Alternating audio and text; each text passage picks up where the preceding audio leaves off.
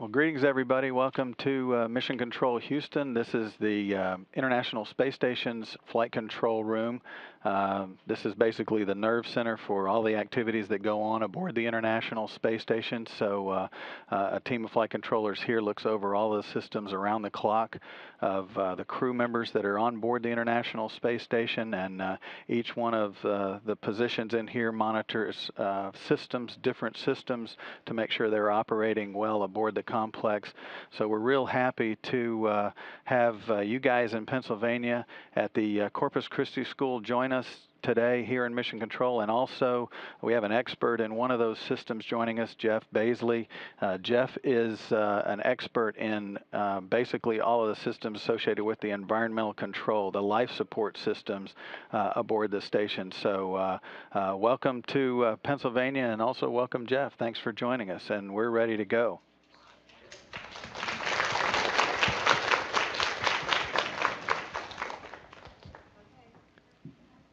My name's Carson. What are some of the decisions the flight director has to make? Oh, that's probably a good one for Jesse, because he works directly with the flight director all the time. Yes, the flight director does have a very important job here. As you know, the flight director is kind of the boss when we're in here. One of the big things that he monitors is actually the timing of everything that happens on board the space station. So his job is to make sure that we're meeting the objectives of the day. Sometimes you have to reprioritize things. We never like when things go wrong, but definitely sometimes maintenance doesn't go right, and so then we need to reshuffle everything and make sure everything's correct. And of course, he's in charge if we get into a bind with activities on the system side. That's a great question.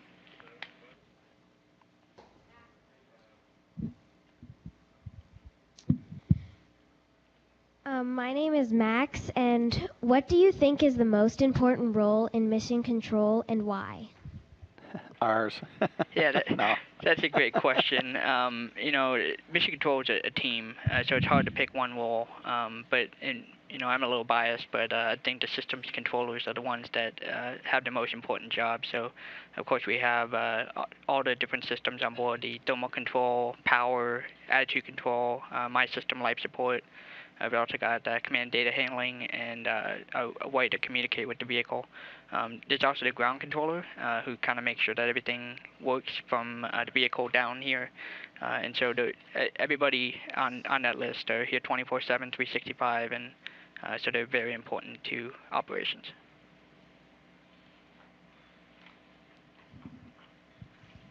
My name is Brent, and do you think we'll have another habitat up and running before the ISS program is over? And that's a very good question. It's definitely something that we're thinking about here, different habitats. I know that the ISS is definitely a big promoter of going forward to creating a new habitat. There's a lot of systems on board that we're testing, especially in my system, life support. We have a lot of water systems, a lot of air regeneration systems, and so by testing them in low Earth orbit, while we can actually fix things, but before we go farther, is definitely a big priority, and making sure that we get all the bugs out now. Hi, my name's Spencer. Working in mission control must be stressful. What do you do to help relieve your stress? Yeah, that's a great question. The hours definitely play on us a lot. As I mentioned, system controllers, we're here 24/7, 365. So, of course, I'm not here all the time, but different shifts, and the night shifts are a particularly tough one. But to kind of relieve some of that stress, a lot of people do exercise. So I know people in my group, some of them run marathons, so they definitely love to exercise. The big thing is just making sure that you have an activity outside of work that you can do that is important and you can look forward to after work. So for me, I'm on a canine search team with my dog, and so we get to go out and do a lot of training and go out and do things, and so it's definitely something I look forward to out of work. I think having a balanced lifestyle, even for you guys, when you're done with school every day, you certainly don't think about school all the time, but you do your homework and those type of things. The same thing for folks in here is when you get off work, you try to get away from work for a little while and unwind and then regroup for the next day. That's a great question.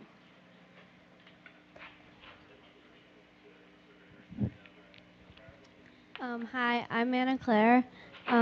What was your most exciting moment in mission control? Well, there's lots of exciting moments here. I know personally for me, one of the most exciting ones was actually working console for the first time. The way that we train, we start in the back room, so not here in the Vicar, but in the back room. And so sending your first command to the real vehicle, it's quite an exciting moment. I actually have printed out my desk, the first command I sent to the space station. Another exciting thing for me was working my first shuttle mission here in the front room. So I worked STS-134, that's the last flight of Endeavour, and I actually worked the Orbit 1 shift, which is the shift where the shuttle was docking. So it's cool, looking up on the big board and seeing the shuttle come in for the last time for Endeavour, and watching all that. It's definitely a surreal feeling up here. Hi, my name is Clara, and I would like to know what is Capcom's most important job that they need to do. Well, Capcom, as you know, is the only one that talks directly to the crew on a day-to-day basis. So one of their most important jobs is actually translating what I tell them into crew speak. So we talk on the loops with lots of acronyms, lots of system issues that we're working, and then Capcom takes all those and packages it. So the crew, we only talk to the crew once about a certain issue, but also making sure that it's clear for the crew. Sometimes we spit out a lot of words and they make sense to us, but it may not make sense to the crew. So that's definitely one of probably the most important job.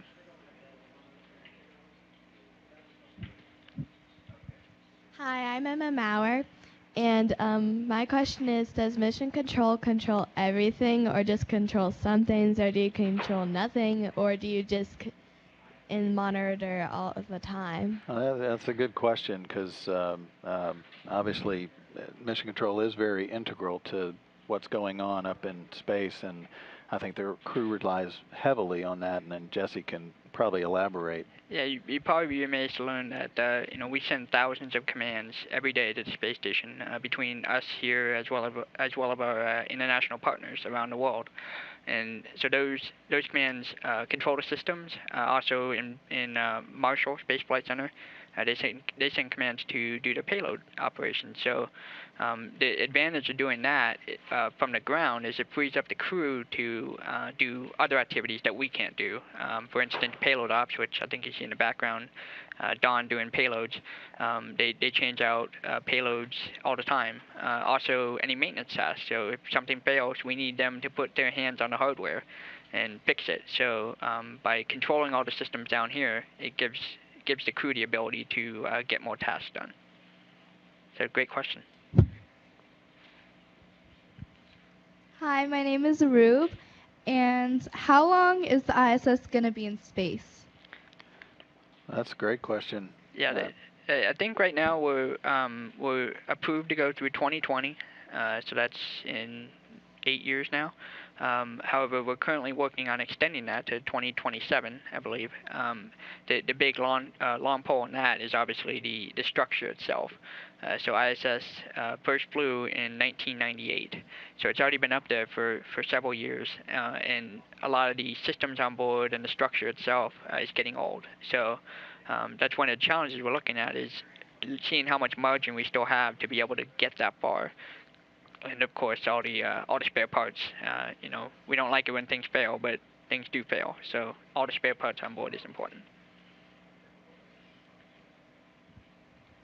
Hi, my name is Madeline Cardinali. What kind of qualities and previous experiences do you have that you feel really benefit your career working in mission control? Well, my background is as a chemical engineer. So I received my bachelor's in chemical engineering. And so an engineering, math, science background is very important to working here. There's also the subtle qualities. Never taking what's told to you for granted. We always strive to understand the why and the what is going on. Look deeper, and that's all on our own accord. So definitely you need to be forward-thinking, always asking what's the next thing, and delving deeper on your own into whatever you're looking at. So, your science experiments in school, definitely trying to understand it more, it definitely helps. That's a great question. Hi, my name is Patrick, and my question is, who started Mission Control and what year was it? That's a good question. Yeah, well, it goes way back. Actually, the very first Mission Control was not even here. It was down in Florida when the first United States astronauts were launched. And then there was a decision made to build this facility. This, of course, this room has been changed from what it was in the early Gemini days. Gemini was when 2 astronauts flew on capsules, and that was when it first opened. It was back in this room back in 1964, 65 time frame during the early days before we even went to the moon. And it's transitioned a little bit for Space Shuttle, and then now most recently to the room that you see here, which is much more modernized with better technology in terms of the consoles, and human factors were involved in that, right, Jesse? That they took that into account because they knew that flight controllers would be in here for long periods of time, as opposed to what they were, back in the early days for long missions like this space station, right? Yes, that's true. We're also looking forward. So we have in testing right now the next mission control. So what that's going to look like for the Orion project, and that's definitely continuing to modernize the system, but also the human factor part of it. And we've learned things here in Figure 1 that we can improve on, and so we're improving those. It's definitely changed over the years, and it's amazing to look at the pictures around here, what it used to look like, and what it now looks like. Yeah, great question. That is a great question. Hi, my name is Elizabeth, and what do you think is the coolest feature on the ISS? The coolest feature, well, I definitely say from the crew's perspective, it's the cupola. So the cupola is basically a bay of windows, and it faces the Earth. So you've probably seen a lot of the really cool pictures that they've sent down. Also the cool video from sunrise, sunset, during the day, even during the night. They've taken video of night passes, and so it's definitely cool looking out the window. My perspective, I'm a systems guy, so I have interesting modules with systems, but that's obviously not something that other people find interesting.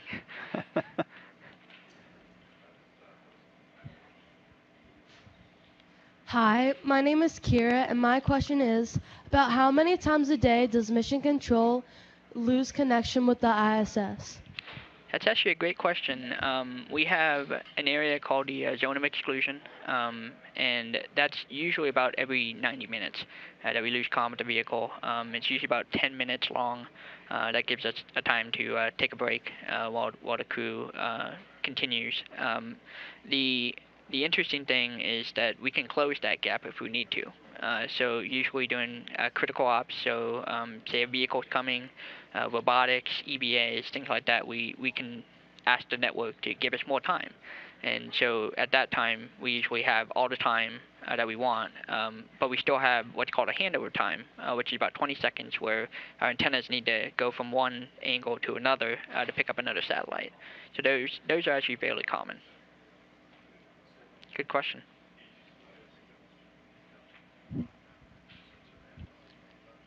Hello, my name is Anna Carmina. How do you get the medications to the astronauts? That's a great question. Obviously the medication is provided via visiting vehicle, so it's on board. We don't in real time send it to them. We do have a console called the surgeon console. They're the flight surgeon for the crew, so they know the crew. They've worked with the crew for many years as they've gone through training, and so they know what the crew needs for different ailments that they might face on board.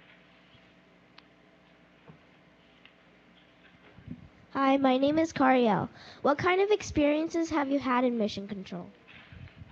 Well, yeah, as I already mentioned, I have the I did come in time to work a few shuttle flights as a ISS support.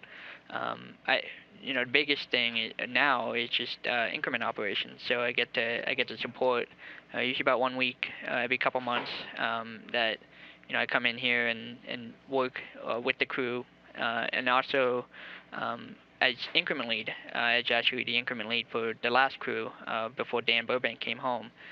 There's a lot of planning that goes into each of these flights, and so it's definitely an experience that you get to do when you come here. Hi, my name is Lauren. How has mission control changed over the years? That is a good question. Yeah, that's kind of what we were talking about earlier. So it's changed quite a bit from over the years, from the early days of Apollo, even before that, to what you're looking at now, right? Yeah, the interesting thing is right above us is called Picker 2, which is the old Apollo Picker. That's preserved. It's a historical site, and so you get to take a view of what it used to look like. And this room actually looked exactly like that before it transitioned over to Space Station. And even Space Station, we've had 2 flight control rooms. So we used to be in what's called Blue Picker before we outgrew that as the station got bigger, and then we transitioned over here. Yeah, the Mission Control Center is very, very large. You're looking at one room, but there's a flight control room, like Jesse said, above us. There's one down the hall that was used for space shuttle and will probably transition to a future spacecraft like Orion that Jesse mentioned, the next generation of human space transport that NASA's helping develop or is developing. So it's a very big building that houses very different kinds of flight control, depending on what actually is going on. And of course, if there's training going on for another mission, right, you're always doing simulations for future flights as well. Yeah, I'm actually in training to learn another system. So I'm learning our internal thermal control system. So it's always evolving. You get to grow and learn more things as you go through your career. So here's a good example of somebody who's continuing to learn even though he's already out of school. So you guys can look forward to that too. Yeah, exactly.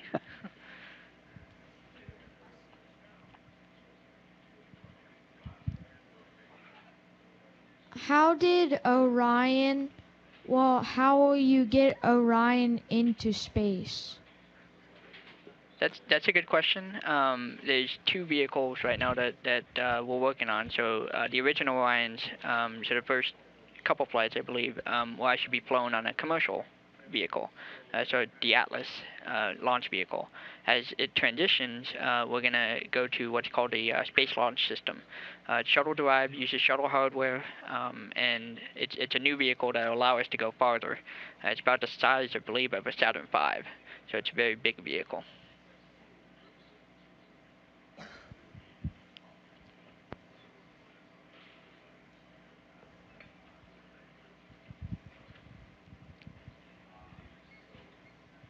What would you do if an astronaut was like life-threatening sick?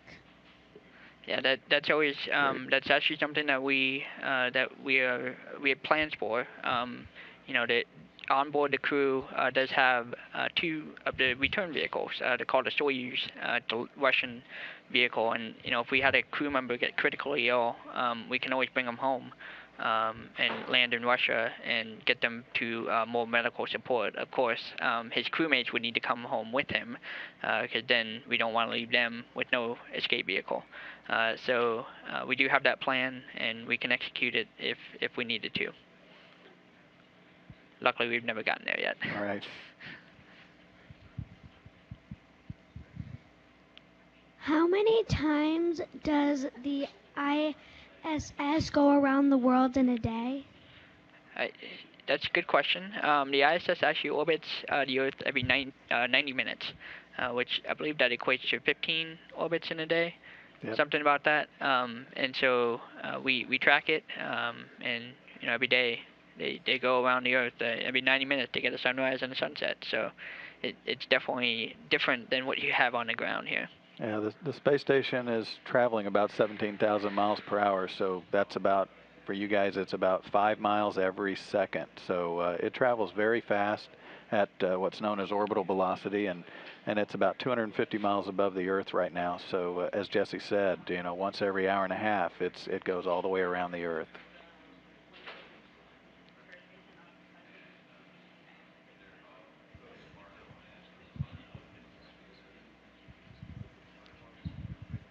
Hi, my name is Mara, and I was wondering how someone got assigned to a council in mission control. Well, that's a great question. I came in, I was actually hired as an ECLSS, so life support officer.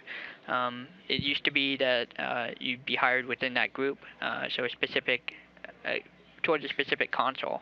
Now we've actually transitioned more towards generic systems controllers. So when you get hired in here, you get to experience each of the different groups and basically provide your recommendation of what group you want to work for.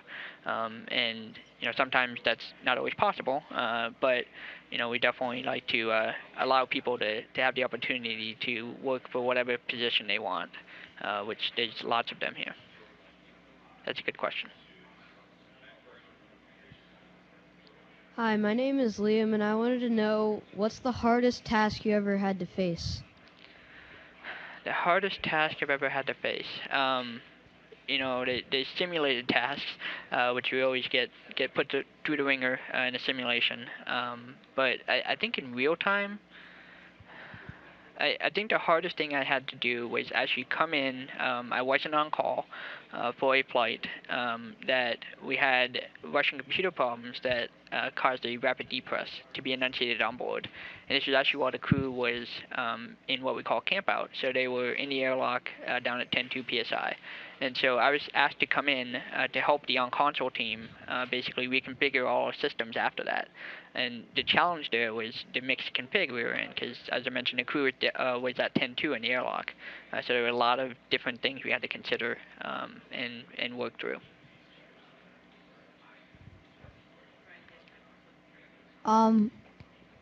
Will there be have there been thoughts about other ISSs around orbiting other planets? I believe there actually has been. There are currently talks about putting one, I think it's past the moon. There's a gravity gradient spot that actually works for putting a space station there. It'll actually provide basically a destination for the Orion on its way to deep space. As far as the ISS hardware, I don't believe there's actually any plan for a similar to the ISS. It would be an advanced version of the space station. Yeah, that's the beauty about the space station that we have now, is that we're learning how to live long duration time periods at this altitude, because when we go out further out, obviously it means it's going to take longer to get back. So you definitely need to know how to live for long duration stays in space, because your trip will become much longer, and that's one of the things we're doing at the International Space Station right now. So those are great questions, and we really enjoyed visiting with everybody today in Pennsylvania, and you guys keep studying hard, and hopefully you'll make your way right here to this room and join Jesse along with other flight controllers as part of the team here in Mission Control. So thanks a lot for joining us, everybody. We appreciate it. Thank you. Thank you very much.